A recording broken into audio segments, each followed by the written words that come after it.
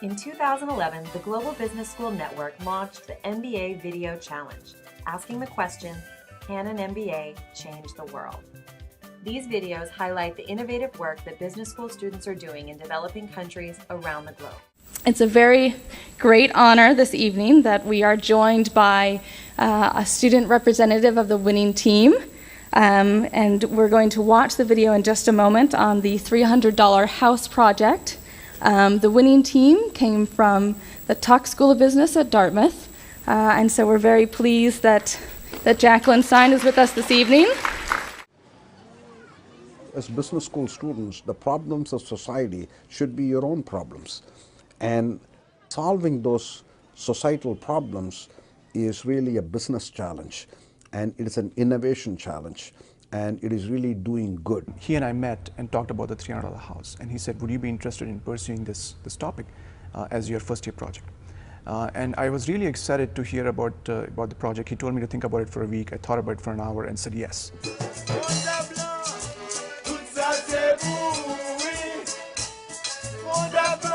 Professor Viji, who was thinking about doing one project, decided to do two projects, one focused on India and another one focused on Haiti, following which we had two teams developing the business model and the market feasibility of building a $300 house.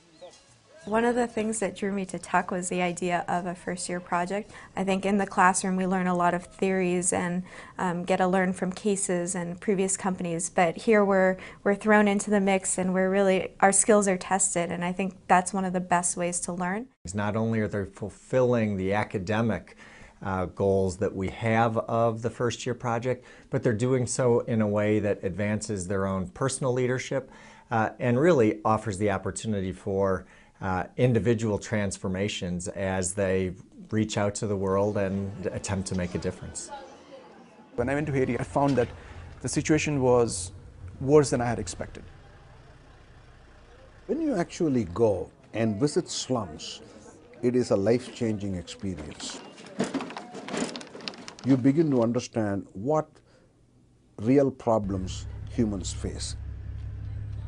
If you have not seen it face to face, it is easy to come up with a solution, but it's tough to apply them in the real world. And to hopefully combine our ideas with the needs of the community in order to meet them very well.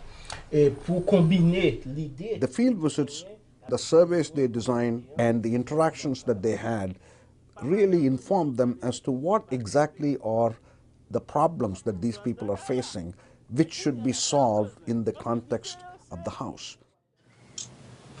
What happens when it rains? Sometimes they get wet. I visited about 10 of those houses that we had taken surveys from, so that we could capture the emotional essence of what they had captured on the paper in terms of the survey. Some of them were located in the hills.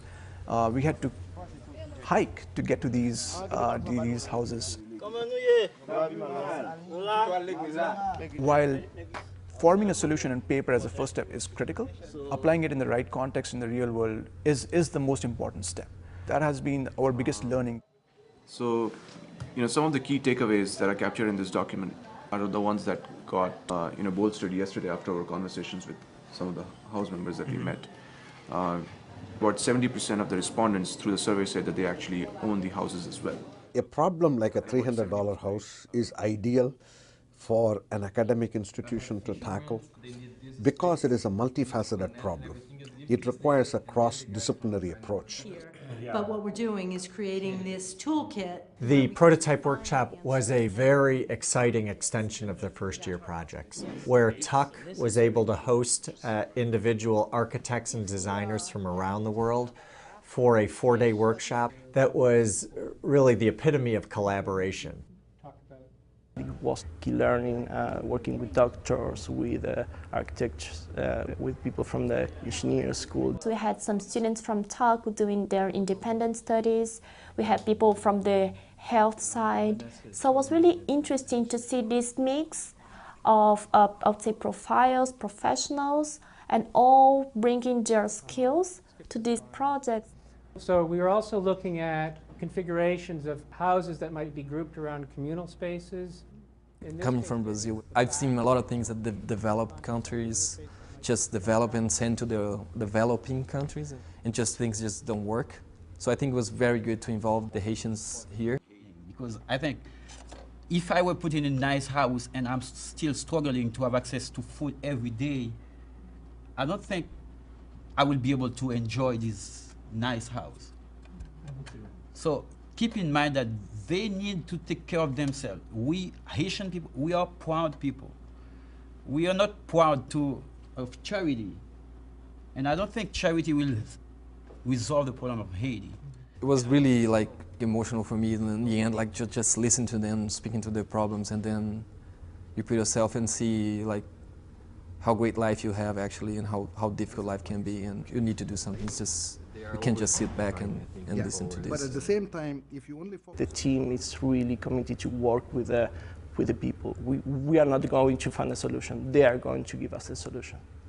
So even though we went there with the goal of building a $300 house, the conversation very quickly went into the theme of how can business help, or how can business students help.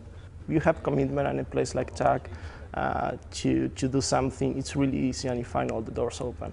So it's up to you if you want to have a change and to have an impact. MBA is not just getting a diploma or getting more knowledge, academic knowledge.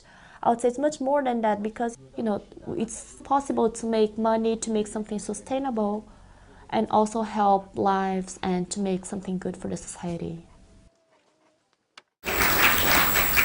Thanks very much, Nora. And on behalf of Nitin Sharma, who you saw on the video, as well as all of the Tuck students and professors who have collaborated on this project, we want to thank GBSN for the opportunity to share our project with everyone, and to all the voters who voted for our project.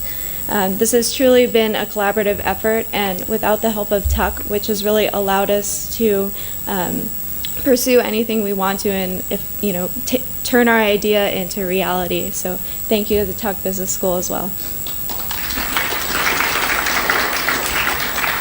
The project started with the basic idea that housing is a human right.